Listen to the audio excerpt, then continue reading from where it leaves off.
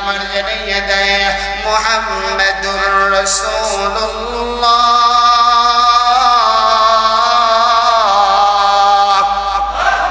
আল্লাহ বলেন মুহাম্মদ আমার রাসূল, ওয়াল্লাযীনা মাআহু আশিদ্দাউ আলাল কুফফার, মুহাম্মাদের যে সাথীরা আছে, সাহাবারা যারা আছে, এরা হলো কাফেরের ব্যাপারে কঠোর। কাফেরদের সাথে কোনো লেনদেন চলবে না, কাফেরদের সাথে কোনো বন্ধুত্ব চলবে না। কিন্তু বর্তমানে মুসলমানদের কাফেরদের সাথে বন্ধুত্ব আছে না নাই? আরো জোরে বলেন আছে না নাই? অনেক ইসলামী দল দিয়া নাম দিয়ে দিয়া তারাও বহু কাফেরদের সাথে বন্ধুত্ব করে। একটু ক্ষমতার হালুয়া টালুয়া একটু পাই কিনা, কথা কোন ঠিক কিনা? কিন্তু বেঈমানরা কখনো মুসলমানের বন্ধু হতে পারে না। এজন্যই তো আল্লাহর নবী বলেন আসহাবাতু কুল্লুহুম উদুল। আল্লাহর নবী আরেক জায়গায় বলেন আমার এক একজন সাহাবা আকাশের এক একটা নক্ষত্র। এ যুবক মনে রাখবা, রাসূলের আশিকেরা মনে রাখবা গো, আল্লাহর নবীর সাহাবাদের ব্যাপারে কোনো সমালোচনা করা যাবে না। মনে রাখবা যে নবীর সাহাবীদের ব্যাপারে সমালোচনা করে তার ঘাড়ের মধ্যে মিস্টার ইবলিসের দল আইসা ভর করছে, ঠিক কিনা বলো? আল্লাহর নবী নিজে বলছে আমার সাহাবীকে গালি দিবেন। বদর যুদ্ধের ব্যাপারে আল্লাহ সাহাবা একরামরে বলছে তোদের সব মাফ করে দিলাম, যেমন চাই তাই কর। সুবহানাল্লাহ কর না?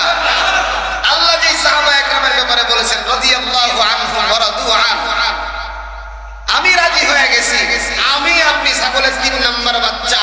সেই সাহাবা একরামের সম্পর্কে সমালোচনা যৌক্তিক না অযৌক্তিক? যেই সাহাবা একরাম সম্পর্কে আমার আল্লাহ জানাইয়া দেয় আশিদ্দাউ আলাল কুফফার রুহামা বাইনাহুমা, ভাই ভাই বন্ধুত্ব, ভাই ভাই বন্ধুত্ব।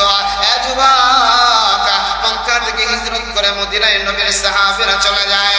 মুহাজির সাহাবীরা মদিনায় যখন চলে যায় রে ভাই, মদিনার জমিনে আনসার ভাইরা সাহাবা একরামকে কেমন করে গ্রহণ করেছে।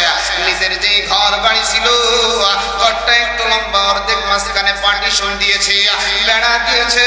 এইটা আমার মুহাজির ভাইয়ের জন্য দিয়ে দিলাম।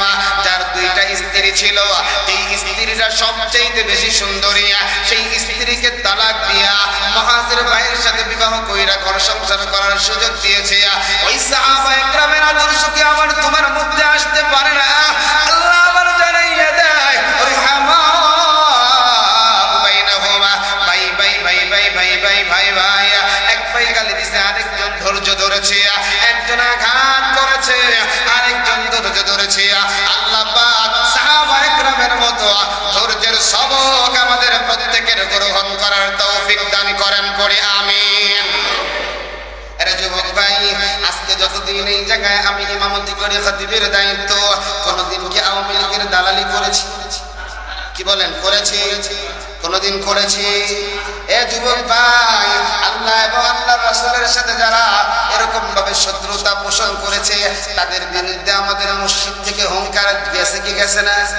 আরো জোরে বলেন গেছে কি গেছে না? আমরা কখনো বাতিলের দালালি করি? আরো জোরে বলেন করি, আগামীতেও করব। আরো জোরে বলেন করব। বরং সে আমার জাতি ভাই হোক আর যাই হোক, আমার সম্পর্কে কথা বললে আমি মেনে নেই, কোনো সমস্যা নাই। আমারে গালি দাও সমস্যা নাই, কারণ আমার নবীর সাহাবীদের আদর্শ। নবীর সাহাবীকে কেউ যদি গালি দেয়, পাল্টা নবীর সাহাবী গালি দেয় না। নবীর সাহাবীকে কেউ যদি কোনো বিষয় নিয়ে ট্যাগ লাগায়, পাল্টা নবীর সাহাবী ট্যাগ লাগায় না। আমার নবীর সাহাবী বেঈমানকে মারার জন্য মারবে তো, যেহেতু বেঈমান আমার নবীর দুশমন, আমার আল্লাহর দুশমন, এই জন্য তার বুকের উপর বসে পড়ছে। যখন থুতু মাইরা দিছে, আমার নবীর সাহাবীর রাগ চলে আসছে, সঙ্গে সঙ্গে ছাইরা দিছে। না, আমার রাগের কারণে আমি কাউকে মারব না, আমার রাগের কারণে আমি কাউকে গালি দিব না। যত মন চায় আমাকে গালি করা, আমি সব ক্ষমা করে দিব, কারণ ক্ষমা করা এটা আমার নবীর সাহাবীদের আদর্শ, ঠিক কিনা বলেন? আরো জোরে বলেন ঠিক কিনা? তবে যারা এমন গালাগালি করো শুনিয়া না, আওয়ামী লীগের উলামা একরামের বিরুদ্ধে ট্যাগ লাগাইছে, রাজাকারের ট্যাগ। আওয়ামী লীগের দলেরা উলামা একরামের বিরুদ্ধে জঙ্গিবাদের ট্যাগ লাগাইছে, কথা বলে। আরো জোরে বলেন।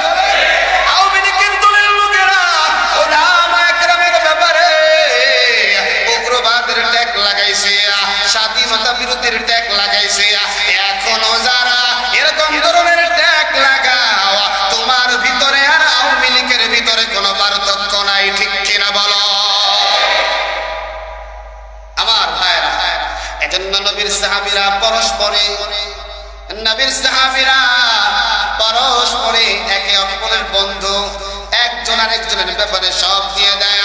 রুহামা বাইনাহুমা তারাহুম রুকআন সুজদান ইয়াবতাগুনা ফাযলাম মিনাল্লাহি ওয়া রিদওয়ানা।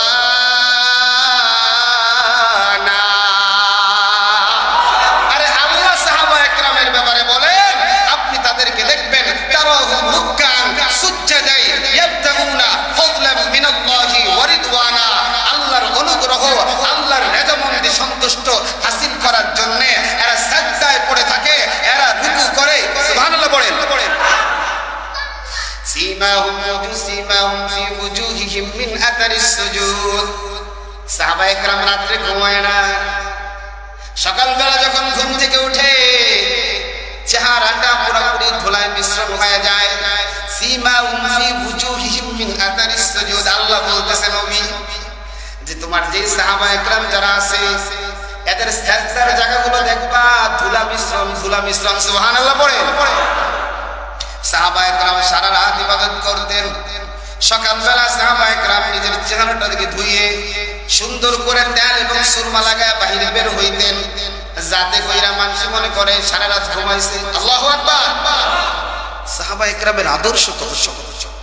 এই জন্য যুবক ভাই আমার নবীরা সবচাইতে বেশি ভালোবাসছে সাহাবায়ে কেরাম। এই সাহাবীর গুণ আমার আপনার মধ্যে নিয়ে আসবে। আমার আপনার নবী হলো মাসুম। যত নবী পৃথিবী থেকে চলে গেছে বিগত দিনে 1,24,000 বা মতান্তরে 2,24,000, সব নবী হলো মাসুম। কথা বলেন, আরো জোরে বলেন। নবীদের কোনো গুনাহ, আরো জোরে বলেন গুনাহ। সব সাহাবায়ে কেরাম হলো মাহফুজ। সাহাবায়ে কেরাম মাসুম নয়, সাহাবায়ে কেরাম হলো মাহফুজ। আল্লাহ পাক সব সাহাবায়ে কেরামকে গুনাহ থেকে হেফাজত করেছেন। যিনি তিনি কে? সব গুনাহ থেকে আল্লাহ পাক হেফাজত করেছে। আমি আপনি তো আজকে নবীর আশিক হতে চাই না, নবীর আশিকের নমুনাটা শুনিয়া নাও। আমার মায়ার নবী যখন উহুদের ময়দানে বেঈমানদের অতর্কিত হামলায় আমার মায়ার নবীর যখন চেহারার ভিতরে 2টা পরমা ঢুকে যায়, আজকে আবু বকর নবীর সাহাবী যখন দৌড় দিছে, আরেকজন সাহাবী হযরত আবু বকরকে দইরা বলে, ও আবু বকর ভাই, আপনি আল্লাহর কাছে অনেক দামি হয়ে গেছেন। ও আবু বকর ভাই, আপনার হিজরতের এক রাতের আমলের সমান। সঙ্গে সঙ্গে নবীর সাহাবীর দাঁত মোবারক শহীদ হয়ে গিয়েছে। আল্লাহু আকবার। আমি আপনি যদি একটা দাঁত ভেঙে যেত না, আর এমন করা যাবে না, আর আমার দরকার নাই। সাহাবী আবার আরেকটা লোহা বের করার জন্য যখন আবার কামড় দিয়ে টান দিলেন, আরো একটা দাঁত সঙ্গে সঙ্গে শহীদ হয়ে গেল। আল্লাহু আকবার। এই 2 পাশ দিয়ে রক্তগুলো বের হইয়া পুরা চেহারাটা আমার নবীর রক্তাক্ত হয়ে গেছে রে যুবক। নবীর সাহাবী একজন মাঝে দাঁড়ায়া নিজের জিহ্বাটা দিয়া দিয়া নবীর রক্তগুলো চেটে চেটে খা। এই রক্ত আমার নবীর পবিত্র রক্ত। এই রক্তকে জমিনে পড়তে দেওয়া হবে না। আমার নবীও ঘোষণা করে, শোনো, তোমারে কোনদিন জাহান্নামের আগুন স্পর্শ করবে না। কে যেন ঘোষণা দিয়ে দেয়, মদিনার জমিনে নবী না, আমার নবী নাই। একজন আনসার মহিলা পাগল হয়ে গেছে, নবী নাই, নবী নাই। আনসার মহিলা মদিনা থেকে পাগলের মতো দৌড়ায়। আনসার সাহাবী একজনকে দেখে বলে, ভাই, আল্লাহর বান্দি বলে ইন্না লিল্লাহ ইন্না ইলাইহি বইলা আবার সামনের দিকে দৌড়ায়। বলো রে ভাই, আমার নবী কেমন আছে? নবী কই? আবার আরেকজন সংবাদ দেয়, তুমি তোমার নবীর খোঁজে যাও, তোমার স্বামী তো শাহাদাত বরণ করেছে। মহিলা বলে ইন্না লিল্লাহ। আবার মহিলা দৌড়ায় আর বলে, আমার নবী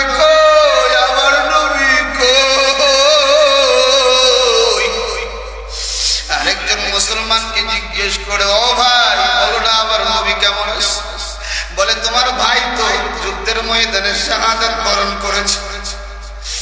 আল্লাহর বান্দা ইন্না লিল্লাহি কইরা আবার দৌড়ায় আর বলে নবী কই।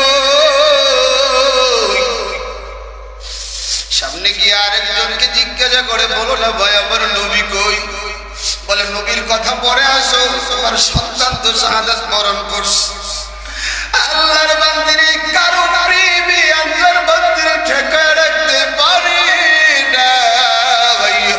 এক পর্যায়ে আল্লাহর বান্দি একজনের কাছে জিজ্ঞেস করে, তিনি বলে, রে বোন আর টেনশন করিও না, আর চিন্তা করিও না, আমাদের নবী এখনো জীবিত আছে। সুবহানাল্লাহ। এই তো সাহাবায়ে কেরামের প্রেম ছিল, নবীর প্রতি ভালোবাসা ছিল। আজকে তোমার আমার তো নবীর প্রতি প্রেম ভালোবাসা দেখা যায় না। আজকে তুমি আমি একটা অপরাধ করলে তোমার আমার রিমান্ডে একবার না দুইবার না 1000 বার দেওয়া লাগে, এরপরে তুমি আমি সত্য কথা বলো না। নবীর সাহাবীরা পরকালকে কি পরিমাণ ভয় করে। নবীর একজন সাহাবী হযরত মাআদ আমার মায়ের নবীর দরবারে গিয়ে বলেন, নবী গো আমি তো জিনা করে ফেলছি। আল্লাহর নবী বলছে, মাআদ তুমি মনে হয় জিনা করো নাই, মনে হয় তুমি কোন মেয়েকে চুম্বন দিছো। বলে নবী না, আমি জিনা করে ফেলেছি, আমাকে শাস্তি দেন। মাআদকে নবী সরাইয়া দিয়েছেন। আবার হযরত মাআদ চিন্তা করে, আমি তো জানি আমি গুনাহগার, আমার যদি এই দুনিয়ার জমিনে কোনো বিচার না হয়, আল্লাহর আদালতে আমি কি জবাব দিব, কি নিয়ে আল্লাহর দরবারে দাঁড়াবো রে ভাই। হযরত মুআয আবার পরের দিন এসে বলে, নবী গো আমি বড় গুনাহগার, আমি বড় জিনাকার। আল্লাহর নবী ওই দিনও বিশ্বাস করে না রে ভাই। আবার মুআযকে আল্লাহর নবী খেদায় দেয়। চতুর্থ দিন আবার এসে কয়, মা নবী আমি মুআয জিনা করেছি, আমার শরীরটা নাপাক হয়ে গেছে গো নবী, একটু পবিত্র করে দেন। আল্লাহর নবী এরপরে বিশ্বাস করেছে যে মুআয গুনাহগার। আল্লাহর নবী মুআযকে রজম মেরে শেষ করে দেওয়ার চিন্তা করলেন। সাহাবায়ে কেরামকে ডাকলেন। মুআয রাদিয়াল্লাহু তাআলা আনহুকে বুক পর্যন্ত মাটির ভিতরে পুঁতে তাকে পাথর মেরে শেষ করে দেওয়া হয়। মুআয রাদিয়াল্লাহু তাআলা আনহুর জানাজার পর 2-1 দিন হয়ে গেল, সাহাবায়ে কেরামের মধ্যে ইশকাল শুরু হয়ে গেছে। কেউ বলে মুআয দামি হয়ে গেছে, কেউ বলে না দামি না, সে গুনাহগার। আল্লাহর নবীর কানে এই সংবাদ চলে আসছে রে ভাই। আল্লাহর নবী সাহাবায়ে কেরামদেরকে বসায় বলে, ও সাহাবারা শোনো, আমার মুআযের তওবা যদি গোটা মদিনার মধ্যে ভাগ করে দেওয়া হয়, আল্লাহ পুরা মদিনাবাসীর মানুষগুলোকে maaf করে দিবে। নবীর প্রেম কি, আল্লাহর ভয় কি, পরকালের ভয় কি। অথচ আজকে আমি আপনি মাসনাদ একটা পেলে, আমি আপনি কথা বলার জায়গা একটা পেলে আমার আপনার কোনো ভয় থাকে না। ও ভাই, আপনার প্রত্যেকটা কথা আল্লাহর আদালতে জমা হচ্ছে।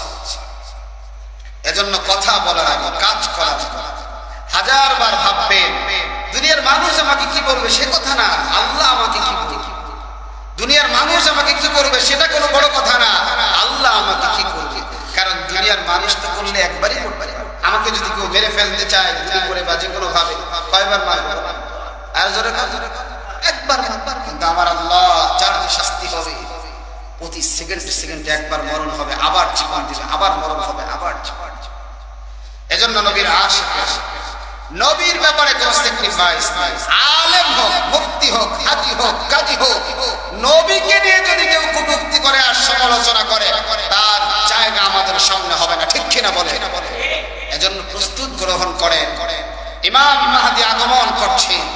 এ যুবক, তোমাদেরকে দরকার ইমাম মাহদীর সৈনিক হিসেবে আবার যুদ্ধ হবে। এদের গোটা দুনিয়া আবার মুসলমানরা রাজত্ব করবে, ওরা দুনিয়াটা আবার মুসলমানদের হয়ে যাবে। আল্লাহ রাব্বুল আলামিন এরপরে ঈসা আলাইহিস সালামকে পাঠাবে।